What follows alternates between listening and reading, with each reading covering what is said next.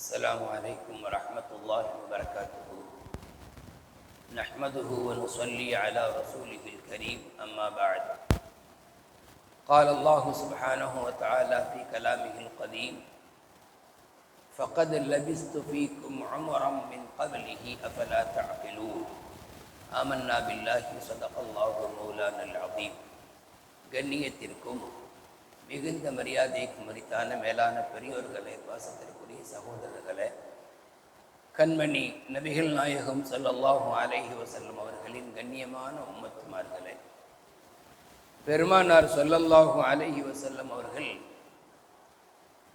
35ஆம் வயதை எட்டுகிற போது ரப்புல் ஆலமீன் அல்லாஹு தஆலா அவர்களை நபித்துவத்திற்கு இன்னும் தயார்படுத்துகிறான். ஏற்கனவே குழந்தை பிராயத்திலிருந்தே அல்லாஹுடைய ரசூலை அல்லாஹு தஆலா வளர்த்தான், ஒழுக்கம் கற்பித்தான். சிறந்த குழந்தையாக, பொறுப்புமிக்க இளைஞராக, ஒரு நல்லதொரு குடும்ப தலைவராக ஒவ்வொன்றையும் அல்லாஹு பார்த்து பார்த்து செய்கிறான். காரணம், என்னுடைய ஹபீபாகிய முஹம்மது ரசூலுல்லாஹ் ஸல்லல்லாஹு அலைஹி வஸல்லம் அவர்கள் இறுதி தூதராய் வர இருக்கிறார்கள். அவர்கள் வந்ததிலிருந்து கியாமத் நாள் வரை அவர்கள்தான் முன்னோடி, வேறு நபி கிடையாது. அப்படியானால் தெள்ளத் தெளிவான வாழ்க்கைக்கு சொந்தக்காரராக இருக்கணும் என்பது அல்லாஹுடைய ஏற்பாடு. அதனால தான் நபித்துவத்திற்கு முன்னாலேயும் அல்லாஹு தஆலா பெருமானார் ஸல்லல்லாஹு அலைஹி வஸல்லம் அவர்களை பார்த்து பார்த்து செதுக்கினான் என்று சொல்லலாம்.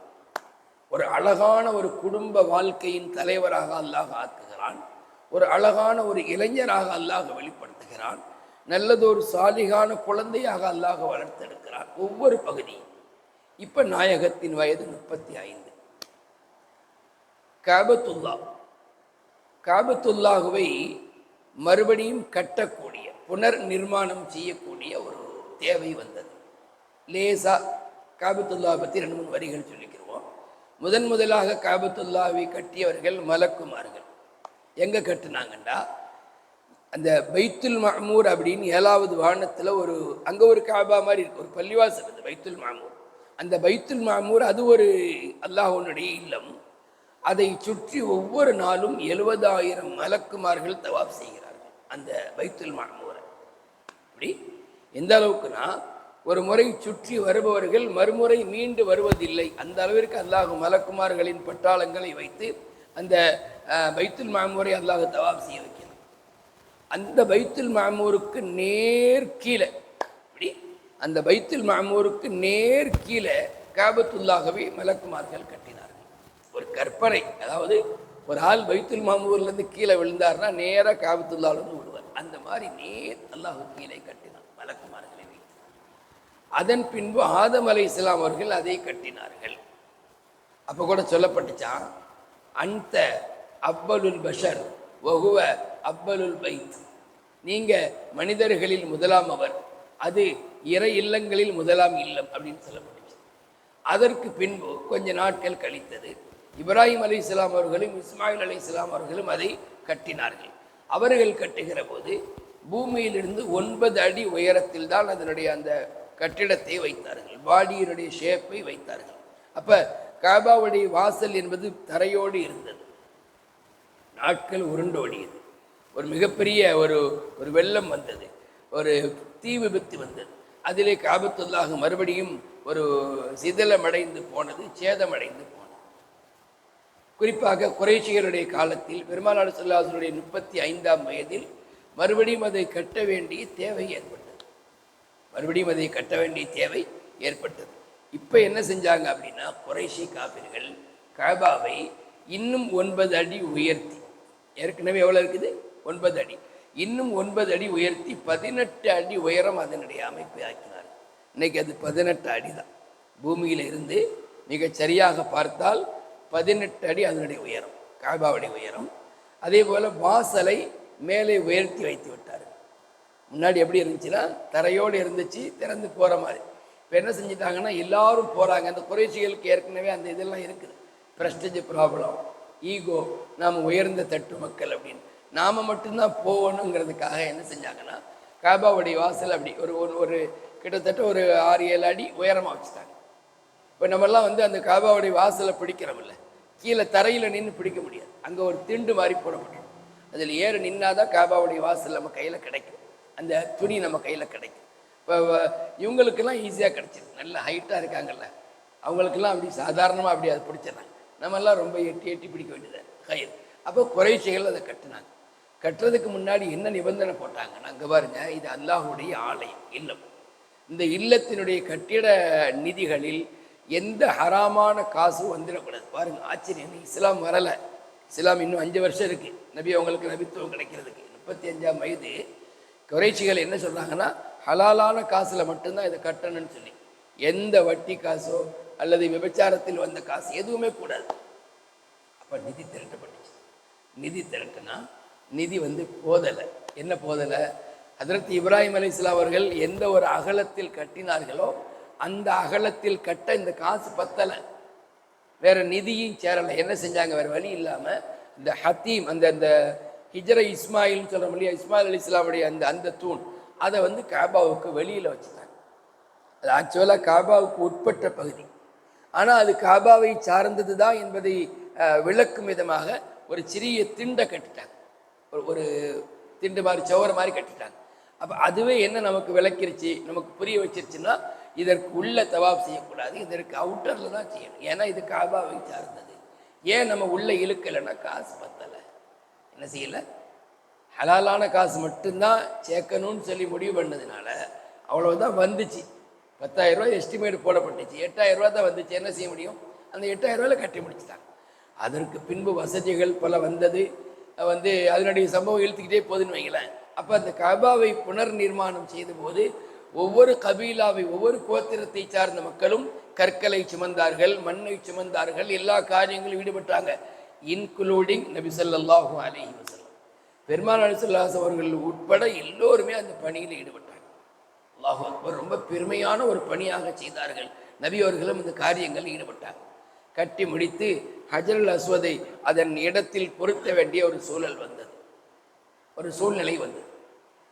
ஒவ்வொரு கோத்திரத்தை சார்ந்த மக்களும் ரொம்ப போர் அடிக்குதா இல்லையா, ரொம்ப போர் அடிக்குதா, ஒவ்வொரு கபீலாவை சார்ந்த மக்களும் நான் தான் எடுத்து வைப்பேன் இந்த ஹஜ்ருல் அஸ்வதை, நான் தான் அந்த இடத்துல வைப்பேன்னு சண்டை போடுறாங்க. கோன் ஆகுது, சண்டை கொஞ்சம் கொஞ்சமாக இழுத்துக்கிட்டே போகுது. ஏற்கனவே சண்டையில் ஃபேமஸ் ஆனவங்க குறைஷிகள், இதை விட்டா இதை காரணமாக வச்சு பல மாதம் சண்டை போடுவாங்க போல. அதனால எல்லாருமே அப்படி சண்டையில இருந்துகிட்டு இருக்கும்போது ஒரு மூத்த மனிதர் ஒருவர் சொல்லுகிறார், என்னைக்குமே ஒரு சண்டையில் அதை தீர்த்து வைக்கக்கூடிய நபராக யார் இருப்பாங்கன்னா அனுபவசாலி தான் இருப்பாங்க, பெரிய வயசுடையவங்க தான் இருப்பாங்க. சின்ன வயசு பிள்ளைங்க இன்னும் கொஞ்சம் தூண்டி விட்டுருவாங்க சில சமயத்தில். அப்போ ஒரு பெரிய வயதுடையவர் சொன்னார், ஏப்பா இதுக்கு ஒரு தீர்வு இருக்கு. காபா வந்து ஒரு புனிதமான இடம், அந்த காபாவுக்கு உள்ள அதிகாலையில் யார் வெள்ளன உள்ள வர்றார், அதுவும் பாபு பனி ஷைபா என்கிற இந்த கேட் வழியாக யார் முதல்ல வராரோ அவர் வந்து ஒரு நல்ல மனிதராகத்தான் இருப்பார், அவர் பேச்சை நம்ம கேட்டுக்கிறோம்னு சொல்லி தீர்ப்பு வழங்கினார். சரி, கைர் அல்ஹம்துலில்லாஹ்னு எல்லாருமே ஒத்துக்கிட்டாங்க. அல்லாஹுடைய நாட்டம். மறுநாள் காலையில் அந்த பாபு பனி ஷைபாவுடைய வாசல் வழியாக முதலில் உள்ளே வருபவர்கள் கண்மணி முஹம்மது ரசூலுல்லாஹி ஸல்லல்லாஹு அலைஹி வஸல்லம். அவர் வந்தாங்கன்னு கேள்விப்பட்ட உடனே குறைஷிகளுக்கெல்லாம் அவ்வளவு மகிழ்ச்சி. அட, நல்ல மனிதர் இல்லப்பா, நேர்மையும் வாய்மையும் கொண்ட மனிதர், அவர் என்ன சொன்னாலும் நம்ம கேட்டுக்கிறோம்ப்பா. பாருங்க, எந்த மனிதர்கள் எந்த மக்கள் 5 வருஷம் கழிச்சு கடும் விரோதியா மாற போறாங்க. இப்ப நாயகத்தின் மீது எவ்வளவு பிரியம், எவ்வளவு ஒரு நம்பிக்கைன்னு பாருங்க. முஹம்மதா, ஓகே, அவர் என்ன சொன்னாலும் ஓகே. அப்போ அவங்கள்ட்ட கேட்கப்படுச்சு நாயம் ஸல்லல்லாஹு அலைஹி அவங்கள்ட்ட, இந்த கலவரத்தை அடக்கிறதுக்கு, இந்த பிரச்சனையை தீர்க்கிறதுக்கு நாயம் ஸல்லல்லாஹு அலைஹி முடிவு கேட்கப்படுச்சு. நபி சொன்னாங்க, ஒரு பெரிய துணியை எடுத்து வாருங்கள் அப்படின்னு சொன்னாங்க. 4 மூலைகள் கொண்ட ஒரு பெரிய துணியை எடுத்துட்டு வாருங்க. எடுத்துட்டு வந்தாச்சு. கல்லை எடுத்துக்கொண்டு நடுவில் வச்சாங்க. வச்சுட்டு ஒவ்வொரு கோத்திரத்தை சார்ந்த ஒரு நபர் மட்டும் வாங்க. பனு ஹாஷிம் கோத்திரத்தில், பனு முத்தலிபு கோத்திரத்தில், இப்படி எத்தனை கோத்திரம் இருக்கோ ஒவ்வொரு கோத்திரத்திலையும் ஒரு ஆள் வந்து அந்த துணியில் அப்படியே எல்லாரும் பிடிக்கும். எல்லோரும் பிடித்து நபி அவர்கள் மேலே நின்று கொண்டார்கள். என்னிடத்தில் கொடுங்கள் அப்படின்னு சொன்னாங்க. இது வந்து அப்போ செய்யப்பட்டது. அப்போ நபி ஸல்லல்லாஹு அலைஹி வஸல்லம் அதை வாங்கி அந்த இடத்துல பொருத்தினாங்க. நபி தான் பொருத்தினாங்க, ஆனால் எல்லாரும் பங்கெடுக்கிற மாதிரி அந்த துணியில் எல்லோரையும் கை வைக்க சொன்னார்கள். இப்படி கஅபத்துல்லாஹுடைய அந்த கட்டுமான பணியின் போது ஏற்பட்ட ஒரு பிரச்சனையை நபி ஸல்லல்லாஹு அலைஹி வஸல்லம் அவர்கள் மிக அழகாக தீர்த்து வைத்தார்கள் என்று பார்க்கிறோம். அதன் பின்பு இன்னும் 5 ஆண்டுகள் உண்டா.